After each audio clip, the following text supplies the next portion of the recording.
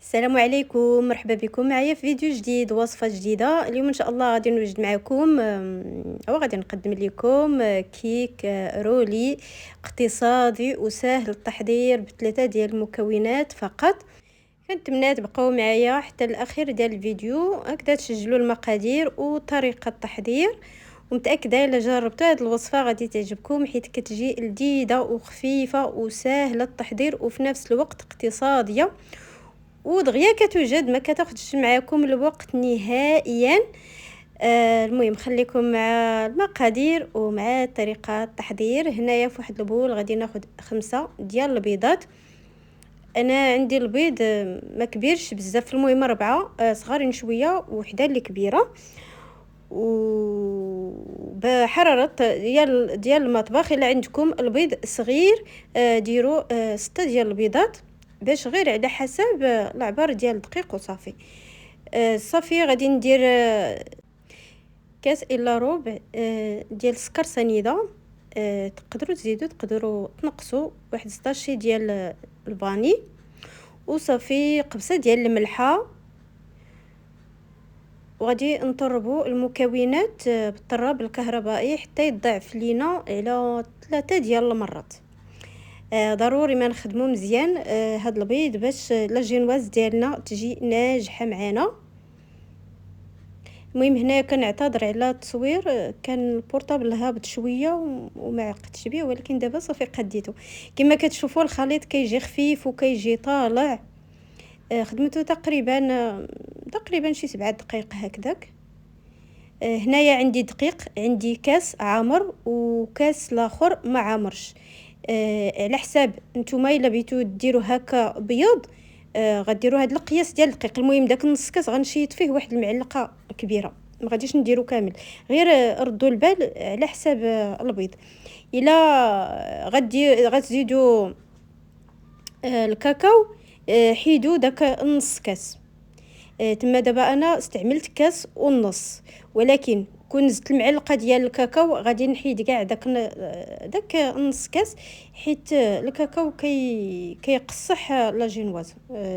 ردوا البال ما تكتروش بزاف باش ما تجيكمش لا جينواز هكذا قاصحه وكتهرس. صافي هنايا راه ما زربت الفيديو، غير وريتكم الطريقه.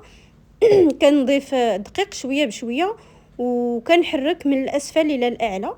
من بعد انا غادي نزرب الفيديو غير على حساب الفيديو هكذايا ما يجيش لكم طويل. المهم راه بديك الطريقه باش كتخدم باش ما يهبطش لينا البيض. هنايا درت نص معلقه ديال الخميره ديال الحلوه، ديروا نص معلقه. صافي هنايا كنغربل شويه بشويه. كما قلت لكم ردوا البال مع البيض وردوا البال مع الدقيق، فهمتوني؟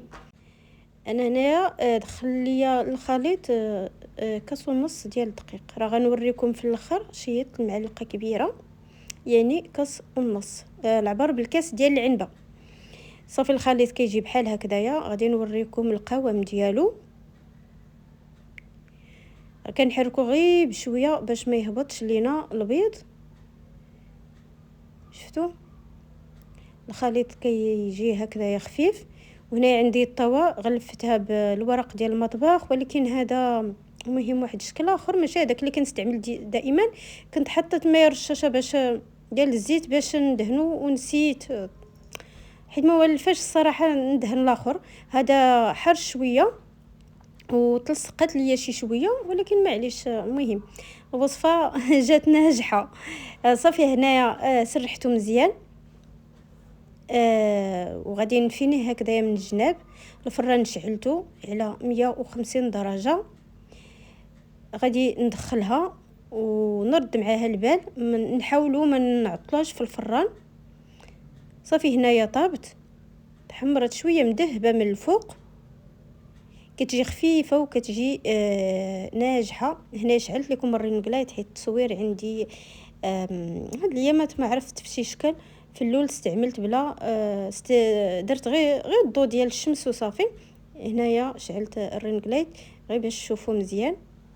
قلت زعما ربما ما تبانش لكم. كما كتشوفوا راه كتجي خفيفه. هنايا غادي نبدل ليها داك الورق ديال المطبخ وريتكم قلت لكم زعما بغيت ندهن صراحه ما دهنتوش. صافي هنايا غادي نلويها ما حدها سخونه، وغطيتها بواحد الفوطه خليتها حتى بردات. هنا غادي ندهنها بالحليب، الصراحه كاع ما محتاجه، الا بغيتي دهنوها الا ما بغيتوش بلاش. وحتى بالنسبه للعماره درت يعني دهنتها غير بالكونفيتور، جات اقتصاديه. نتوما هنايا الكونفيتور درت ديال المشماش، ديروا نتوما ديال الفريزر ولا اي حاجه كتعجبكم. صافي عندي هنا نص ديال القرعه غادي ندهنها. الا بغيتو غدهنوها من يلا خرجت من الفران، الا زربانين بزاف هذا. ولووها وخليوها ديك الساعه تبرد. صافي موراها من بعد تقطعوها. صافي من بعد ما دهنتها مزيان هنايا غادي نلويها. صراحه شوفوا راه بعض المرات كنقطع اللقطات حيت عندي التليفون عامر، وبغيت نصور الوصفه كلها قبل ما يقول لي عاوتاني التليفون ما غاديش نصور لك. دهنتها من الفوق بالكونفيتور، وهنايا غادي نزينها بالكوك وبهاد هاد الحلوه هذه اللي كتباع في القراعي، فيها الالوان اختياريه. غير كانت عندي، كانت بنتي جابتها من كارفول، صافي قلت نستعملها. صافي المهم من بعد ما رشيتها مزيان بالكوك. صراحه الكوك كيجي متواتي مع الكونفيتور. المهم بالنسبه للتزيين اولا العماره كتبقى الاختياري لكم نتوما، ديروا اي حاجه متوفره عندكم اولا موجوده عندكم اولا كتعجبكم. كنتمنى الفيديو ديال اليوم ينال الاعجاب ديالكم، وما تنسونيش من لايك وتعليق الفيديو والبارطاج الفيديو مع الاهل والاصدقاء ديالكم باش يجربوا الوصفه. صراحه الوصفه كتجي بحال الريشبوند، الحلوه ديال الريشبوند وبحالها كتجي لذيذه وخفيفه، والصراحه كتستاهل التجربه. شوفوا الشكل ديالها، خرجت ليا 12 حبه. بالنسبه نتوما الا بغيتو هكذايا توقفوهم في شي كاغيط ولا هذا ديال الحلوه، تقدروا تغلظوا اكثر من هكذايا.